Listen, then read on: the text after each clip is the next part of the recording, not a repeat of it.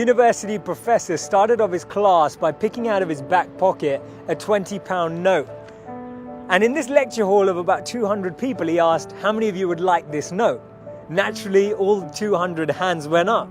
He said, interesting. He then said, before I let you have it, let me ask you this question. He took the note and folded it in half twice.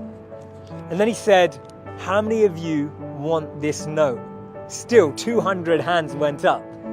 Now he said, let me try something else.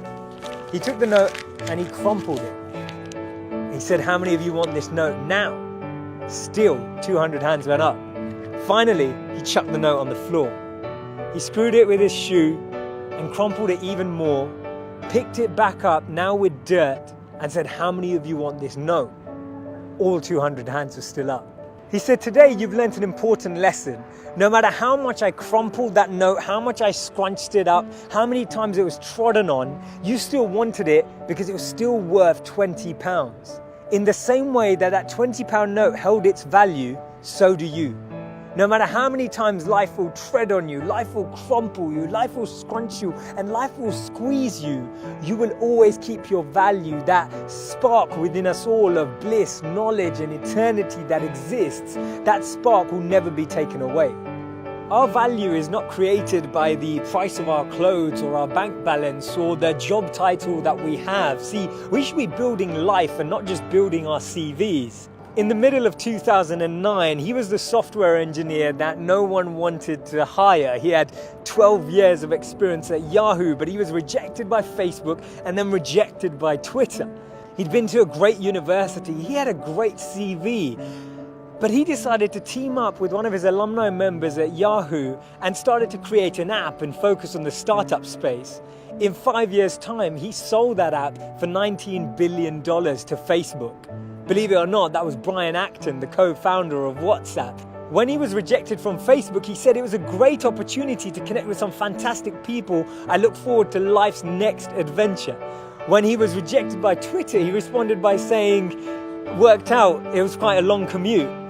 It's so interesting to see that someone rejected from two of the top internet companies actually responded with humor and actually responded with positivity. This lady was diagnosed with clinical depression. Her marriage had failed and she was jobless with a dependent child. She was on a 4-hour delayed train journey from Manchester to London when she came up with this idea, and she started to write this book about this wizard.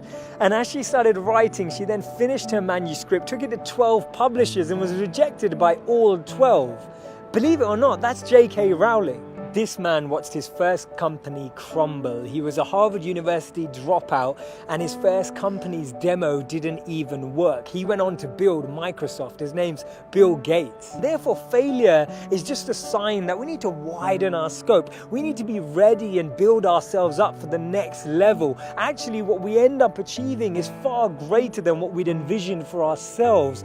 And this divine plan, this orchestration can't be happening without this intervention that occurs, because if we had it our way, we'd just settle, we'd just accept what we thought was our goal, what we thought we were chasing.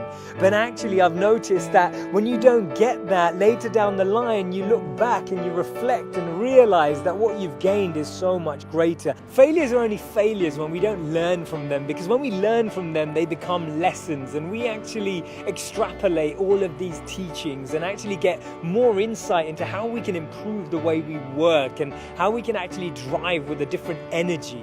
The challenge we have is that we only talk about people's failures when they succeed, and that's why they become this taboo, or we feel like their failures never happened. We need to share these stories earlier. We need to bring out these stories and experiences on the journey so that people who are on the journey can actually follow in those footsteps.